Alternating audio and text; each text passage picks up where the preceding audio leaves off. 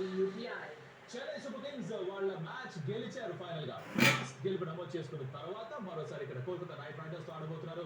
KKR ఇప్పటికి కూడా ఒక్క మ్యాచ్ కూడా గెలిచింది లేదు. మరి ఈ మ్యాచ్ లో ఎవరిది పై చేయవచ్చు, గేమ్ ప్లాన్స్ ఎలా ఉండొచ్చు అవి మాట్లాడుకుందాం. Welcome to game plan co-powered by Asian Paints, TVS Motors and WPI. నా పేరు Kaushik. I've got KK and Anurag Kabri. Judgement welcome. Thank you. Final గా సిఎస్కే ఫ్యాన్స్ నిజంగా విజిల్ వేసుకునే సమయం అయితే వచ్చింది. వాళ్ళకు మ్యాచ్ గెలిచారు, కొంచెం కాన్ఫిడెన్స్ తో అడుగు పెడతారు. మొత్తానికి గెలిచారు. ఎవరి మీద గెలిచారు? ఢిల్లీ క్యాపిటల్స్ లాంటి స్ట్రాంగ్ యూనిట్ పైన కూడా గెలవటం చూసాం మనం. సో మొత్తానికి ఆ కష్టాలు తీరే. సిఎస్కే ఫ్యాన్స్ విజిల్ కూడా అన్నారు. అండ్ ఇంకోటి ఏంటంటే హోమ్ క్రౌడ్ ముందు గెలిచిన తర్వాత కాస్త కాన్ఫిడెన్స్ పెరుగుంటుంది. మంచి మంచి పర్ఫార్మెన్స్ వచ్చాయి విత్ ద బ్యాట్. మనం చూసాం సంజు, దాని తర్వాత ఆయుష్ మాత్రే, జేమీ ఓవర్టన్ బౌలింగ్లో. So finally they are happy and I hope they should continue. Yes of course. And దాంతో పాటుగా పడియప్ప సెల్యూట్ కూడా చేసాం సంజు శాంసన్ 100 కొట్టిన తర్వాత. It's great to have in back in form. తను అలా రన్స్ కొడుతుంటే చూడడానికి బాగుంటుంది. సిఎస్కే కూడా you won't have any complaint. 100% అంటే ఆ స్కోర్ రావడానికి రీజన్ సంజు శాంసన్ ఆ స్టార్ట్ అందించాడు. దాంతో పాటు ఇన్నింగ్స్ అంతా కూడా ఆడాడు కాబట్టి అలాంటి స్టార్ట్ వచ్చింది. లేకపోతే మనం చూస్తే దానికన్నా ముందు 3 మ్యాచ్లు సంజు శాంసన్ త్వరగా అవుట్ అయినప్పుడు రుతురాజ్ గాయక్వాడ్ కూడా అంత ఫామ్లో లేడు.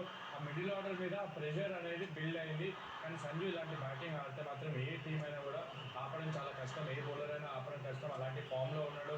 వరల్డ్ కప్లో కూడా చూసాం ఇంటర్నేషనల్ టీమ్స్ ఆపలేకపోయినాయి. ఇంకా ఐపీఎల్లో మాత్రం ఫామ్ అందుకున్నాడంటే I think is one of the best business మనకు తెలిసిందే. అండ్ ఆ పిచ్ని చాలా మంచిగా ఎంజాయ్ చేశాడు. It was a good batting pitch. And Sanju Samson home crowd ముందు కొత్త ఫ్రాంచైజీకి మొదటి 100 స్కోర్ చేయడం. అండ్ ఓవరాల్గా I think it was his 4th 100 అనుకుంటా. So he must have enjoyed it. Yes and first ఈ సీజన్ లో కూడా స్కోర్ చేశాడు కాబట్టి I think many more to come hopefully. But తన opening partner Ruturaj Gaikwad, what's going wrong? ఏం జరుగుతుంది? కేకే తనకి రన్స్ వస్తే బాగుంటుంది బట్ రావట్లేదు. క్యాప్టెన్సీ కూడా ప్రెషర్ కూడా పెరుగుతుంది. ఏం చేయాలి తను? What is up? అంటే మీరు రుతురాజ్ గైక్వాడ్ని కూడా చూస్తే ఇది one of the finest players. మనం చూస్తాం తను ఆడిన ఇన్నింగ్స్ అన్నీ మనం గుర్తు చేసుకుంటే క్లాసీ టచ్ కనపడుతుంది. ఇంతకుముందు హనుమాన్ అన్నట్టు సంజు లాగానే ఆల్మోస్ట్ రుతురాజ్ కూడా అంతే. ఒకసారి సెట్ అయ్యాడంటే ఈ మేక్స్ ఇట్ బిగ్ ప్లస్. కాబట్టి ఏం చేయాలి అని అంటే ఒకటే రన్స్ కొట్టాలి. అది చేయాలి అని అంటే ఎక్కువ ఆలోచించకూడదు. You need to spend some time. కొంచెం ఓవర్ ఆలోచిస్తున్నట్టు కూడా అనిపిస్తుంది తను బ్యాటింగ్ చేస్తున్నప్పుడు. కొంచెం యాంకర్ ఇన్నింగ్స్ లాగా ఆడుతున్నాడు. So I think you need to settle down. Time తీసుకోవాలి. కొంచెం ఎక్కువ బాల్స్ తీసుకున్నా కూడా కాస్త టైం తీసుకుని తర్వాత స్లోగా యాక్సిలరేట్ చేస్తే సెట్ అవుతాడని అనిపిస్తుంది. రన్స్ కొడతాడనిపిస్తుంది. Fingers cross. రుతురాజ్ గైక్వాడ్ కూడా రన్స్ రావాలి, వస్తే బాగుంటుంది సిఎస్కేకి. అండ్ నంబర్ 3 వస్తున్న ఆయుష్ మాత్రం యంగ్స్టర్ బాగానే పర్ఫార్మ్ చేస్తుంది. అగైన్ హాఫ్ సెంచరీ స్కోర్ చేశాడు. But of course retire out కూడా తను. బట్ ఆనంద్ సేమ్ బాగా ఆడాడు. తను కూడా అగైన్ ఆ ఫామ్ కంటిన్యూ చేయడం వాళ్ళకి అవసరం. ఎస్పెషల్లీ రుతురాజ్కి రన్స్ రావట్లేదు కాబట్టి. యా డెఫినెట్లీ ఫామ్ ఉన్నప్పుడు అది కంటిన్యూ చేయాలి. Where good form has to be continued. అదే చేస్తున్నాడు Ayush Mhatre. Consistency is good to see. Under nineteen world కప్లో పెద్దగా రన్ స్కోర్ చేయలేదు. ఫైనల్లో ఒక హాఫ్ సెంచరీ స్కోర్ చేసినా కూడా బట్ అంత గొప్ప ఫామ్లో లేకుండే leading in to this tournament. But ఇక్కడ ఈ టోర్నమెంట్లో ఇనిషియల్లీ ఫస్ట్ మ్యాచే ఆ నాక్ రావడంతో ఫామ్ అనేది అది కొనసాగించాడు. అండ్ మంచి హాఫ్ సెంచరీ సాధించాడు. దాని తర్వాత కొంచెం స్లో డౌన్ అయ్యాడు. అండ్ ఒక్క వికెటే కోల్పోయారు కాబట్టి రిటైర్ అవుట్ కూడా అయ్యారు. Which is a good call, correct call. Shivam Dube వచ్చిన తర్వాత 200 స్ట్రైక్లతో ఆడడం చూసాం. But I think lot of confidence వస్తుంది ఆయుష్ మాత్రకి. ఎందుకంటే ఉర్విల్ పటేల్ కాదని ఆయుష్ మాత్రకి ఆపర్చునిటీ ఇస్తున్నారంటే దాన్ని బట్టి అర్థం చేసుకోవచ్చు ఎంత కాన్ఫిడెన్స్ చూపిస్తున్నారు యంగ్స్టర్ మీద. ఎస్ ఇందాక మీరు చెప్పిన పేరు శివం దుబే కూడా ఫెంటాస్టిక్ గా పర్ఫామ్ చేశాడు. బ్రెవిస్ కూడా వెనక్కి వచ్చేసాడు. సో ఆ బ్రెవిస్ కూడా రన్ స్కోర్ చేయడం మొదలు పెడితే I think they'll be sorted as far as batting is concern. But Brevis రాక మన బ్యాటింగ్ చేయకపోయినా కూడా ఫ్యాన్స్ అందరూ కూడా ఎదురు చూస్తున్నారు ఎప్పుడు వస్తాడా. ఎందుకంటే వాళ్ళకి మనం చూస్తున్నాం చెన్నై సూపర్ కింగ్స్కి మిడిల్ ఆర్డర్లో ఆ చెప్పుకోదగ్గ పేరు ఆ మంచి బ్యాటర్ ఎవరో కనపడలేదు ఎక్సెప్ట్ శివం దుబే. సో బ్రెవిస్ వచ్చిన తర్వాత ఒక్కసారిగా టీమ్ కాంబినేషన్ అండ్ కంపోజిషన్ అంతా కూడా మారిపోయింది. మీరు అన్నట్టు బ్యాటింగ్ చేయలేదు బట్ స్టిల్ తనకి లాస్ట్ ఇయర్ మనం చూసాం గేమ్స్ ఎట్లా ఆడతాడు ఏంటనేది అందరికీ తెలుసు. ఫర్ షూర్ తను రావడం వల్ల టీమ్ బ్యాటింగ్ లైనప్ అయితే చాలా బలంగా కనపడుతోంది. ఐ హోప్ ఏదైనా అతను ఏంటంటే నాకు తెలిసి 1 or 2 గేమ్స్ అయితే గ్యారంటీ గెలిపిస్తాడు అట్లాంటి ప్లేయర్. సో తప్పకుండా Chennai super kings fans must be very happy. Yes and ఒకవేళ కనుక బ్యాటింగ్ లో ఎవరన్నా ఫెయిల్ అయి టాప్ నుంచి రన్స్ రాకపోతే జేమీ ఓవర్టన్ కాపాడుతున్నాడు. క్రూషియల్ నాక్స్ ఆడాడు. ఇస్ బౌలింగ్ బట్ తన బ్యాటింగ్ కూడా ఆ కాంట్రిబ్యూషన్ చాలా విలువైనవి. 100% తను ప్రాపర్ ఆల్రౌండర్. మీరు చూసుకుంటే బ్యాటింగ్లో పెద్ద షాట్స్ ఆడగలుగుతాడు.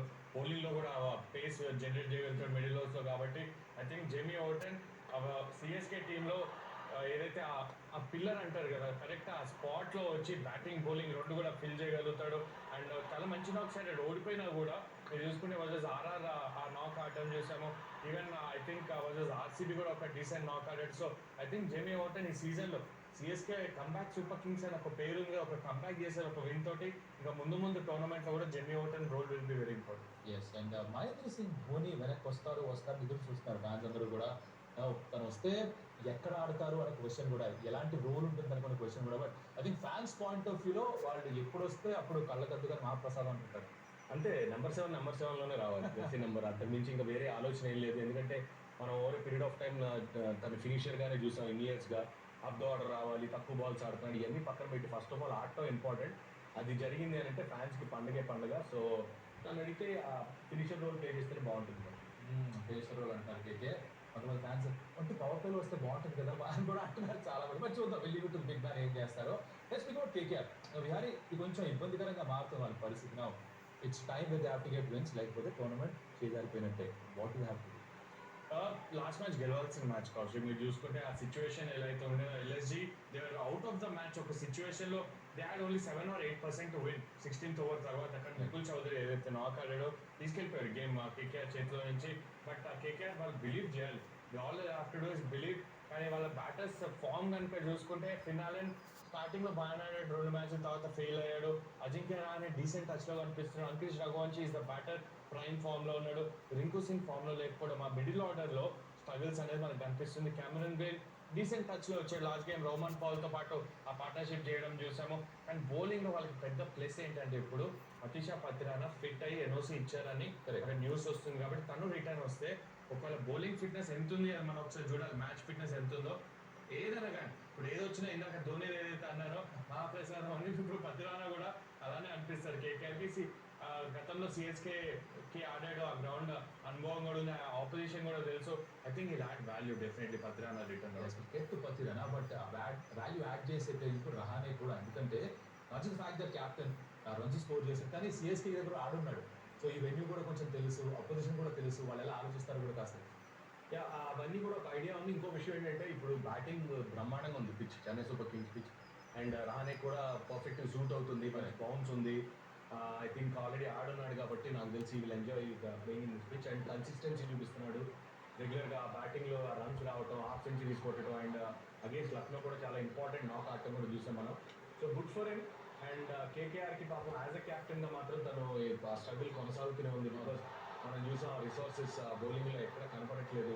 ఎవరితో బౌలింగ్ చేయించాలో అర్థం కాని సిచ్యువేషన్ అట్లా ఉన్న పరిస్థితి చూస్తే ఐ హోప్ మ్యాచ్ గెలిస్తే మరి రన్స్కి కూడా ఒక విలువ వాల్యూ అనేది వస్తుంది. నిజమే, దానికి సార్థకత ఏర్పడుతుంది. నా ఇక్కడ అంకుష్ రఘువంశీ గురించి చెప్పారు. కుర్రాడు చేస్తుంది ఏంటి మిగతా వాళ్ళతో పోలిస్తే, కన్సిస్టెంట్గా రన్ చూస్తున్నాడు. హాఫ్ సెంచరీస్ ఒక 45 ఏం సరిగ్గా చేస్తున్నాడు. లాస్ట్ 2 years తో పోలిస్తే I think is got fitter and stronger. First తన ఫిజికల్ అపీరెన్స్ చూసుకుంటే స్ట్రాంగర్ అయ్యాడు, దానివల్ల షాట్స్ రేంజ్ పెరిగింది. ఇంతకుముందు బిహైండ్ ద వికెట్ ఎక్కువ కొట్టేవాడు, ఇప్పుడు చూసుకుంటే ఆ బ్యాట్ స్వింగ్ పెరిగింది, బ్యాట్ స్పీడ్. అది ఫిట్నెస్తోనే వస్తుంది. మీరు జిమ్ వర్క్ చేశారు అంటే ఆ బ్యాట్ స్పీడ్ అనేది వస్తుంది. అందుకనే చూస్తున్నాం తన బ్యాట్ నుండి బాల్ పింగ్ అవుతుంది. పింగ్ అవ్వడం ఏంటంటే ఏదో స్ప్రింగ్ బ్యాట్లో ఉన్నట్టు తాకంగానే ఫ్లై అవుతుంది. That is the difference in his batting ఈ సీజన్ చూసుకుంటే. ఎప్పుడైతే మీరు ఫిట్నెస్ బాగుండి మీ బ్యాటింగ్ మీద మీకు కాన్ఫిడెన్స్ ఉంటే మ్యాచ్లో అట్లా రిఫ్లెక్ట్ అవుతుంది పర్ఫార్మెన్స్ కూడా. ఎస్ అండ్ ఓవర్సీస్ బ్యాటర్స్ విషయానికి వద్దాం కేకే. ఫినాలెన్ ఇప్పటిదాకా అనుకున్న స్థాయిలో పర్ఫార్మెన్స్ రాలేదు. క్యామెరూన్ గ్రీన్ మొన్న ఏదో రన్స్ కొట్టాడు, కానీ అంతంత మాత్రం కాదు, బౌలింగ్ ఒకటే ఓవర్ వేశాడు. సైఫర్ట్ తీసుకురావాలండి, యూ మేక్ సమ్ చేంజెస్ ఆ foreign combination. I think maybe ఓపెనర్గా ట్రై చేయొచ్చు. ఫినాలెన్ అని మరి బ్రేక్ ఇస్తారా లేకపోతే ఆ రెప్యుటేషన్ మీద వెళ్తారా అనేది చూడాలి. ఎందుకంటే మనం ఫస్ట్ గేమ్ అనుకుంటే కొంచెం ఆడాడు, కొన్ని రన్స్ కొట్టాడు, కానీ ఈ was not that great. Maybe తీసుకురావచ్చు. ఎందుకంటే మీరు గెలవనప్పుడు ఏదో ఒక మార్పు చేసుకుని రావాలి టీంకి. ఆ కాంబినేషన్ మార్చాలి, నక్షత్రాల అలైన్మెంట్ కూడా మారాలి. సో ఇవన్నీ కూడా జరగాలి. I hope they should do it అని నాకైతే అనిపిస్తుంది. అండ్ క్యామెరూన్ గ్రీన్ ఒక ఎనిపాగా మారిపోతున్నాడు తను. అంత డబ్బులు పెట్టిన తర్వాత ఎక్స్పెక్టేషన్ ఆబ్వియస్లీ ఉంటాయి తన నుంచి, దానికి తగ్గట్టుగా పర్ఫార్మెన్స్ అయితే ఇప్పటిదాకా రాలే. ఈ వాజ్ స్ట్రగ్లింగ్. క్రితం మ్యాచ్లో 30 స్కోర్ చేసినా కూడా ఫస్ట్ 6 వచ్చాక దాని ఫేస్లో ఒక రిలీఫ్ చూసాం మనం మోర్ దెన్ ఎనీథింగ్. డెఫినెట్లీ ఆ ప్రెషర్ ఉంటుంది. ఇప్పుడు ప్రైస్ ట్యాగ్ ప్రెషర్ అనేది మనం గతంలో even last season Rishabh Pant మీద కూడా చూసాం ఎంత ప్రెషర్ ఉండేనో. Price tag pressure it's matter of one out. Is a quality player, దాంట్లో డౌట్ లేదు.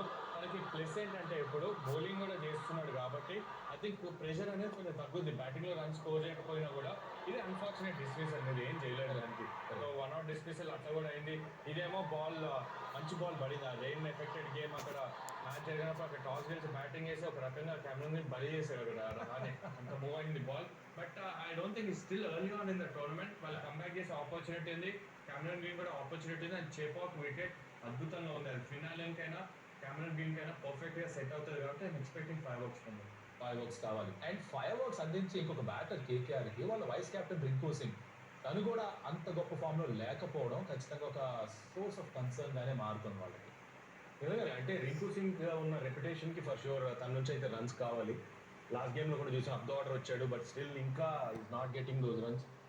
కొన్నిసార్లు ఏంటంటే కొన్ని లీన్ ప్యాచెస్ ఉంటాయి. ఎంత హార్డ్ వర్క్ చేసినా ఎంత మీరు గేమ్ పైన వర్క్ చేస్తున్నా కొన్నిసార్లు ఇది యాజ్ ఎ ప్లేయర్గా యాక్సెప్ట్ చేసుకుని you need to wait for his turn. తప్పకుండా ఆ పొటెన్షియల్ ఉంది. గ్యారంటీ నాకు తెలిసి అయితే రాబోతున్నటువంటి మ్యాచెస్లో ఈ స్కోర్ రన్స్ అనిపిస్తుంది. అయితే ఇప్పుడు ఒక ఇంపార్టెంట్ క్వశ్చన్ గురించి మాట్లాడదాం. That's the key battle. Now Sanju Samson century score చేసి వస్తున్నాడు. Sunil Narayan is back in form. వీళ్ళిద్దరి మధ్య కూడా హెడ్ టు హెడ్ ఒక డీసెంట్ అడ్వాంటేజ్ ఉంది సునీల్ నారాయణకి. ఎక్కడ తీసుకురావాలి, ఎప్పుడు తీసుకురావాలి తను?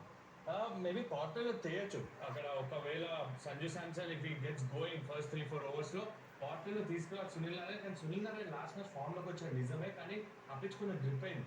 నేను అక్కడ కోల్కతాలో చూస్తే గ్రిప్ అయింది పిచ్. అందుకనే ఆ వేరియేషన్స్ కూడా చూసాం సునీల్ నారాయణ నుండి.